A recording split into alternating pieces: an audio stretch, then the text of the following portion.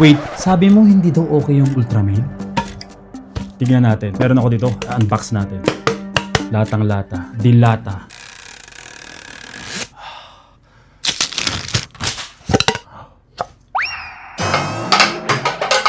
Amoy natin kung ano yung amoy. Tignan natin sa skin ko. Sa papel naman.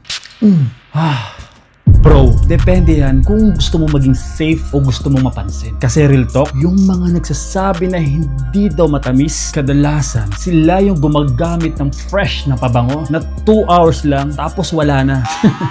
Ultramane, iba to. May amoy to na may reaksyon. Hindi tahimik, hindi invisible. Kaya tanong ko sa inyo, Team Fresh, yung safe, malinis, pero mabilis mawala? O yung sweet, yung malakas, tumatagal at napapansin? Type nyo sa comment, fresh or sweet. Tignan natin kung sino mas marami. At kung gusto nyong patunayan sa sarili nyo, may decant kami. Nasa link.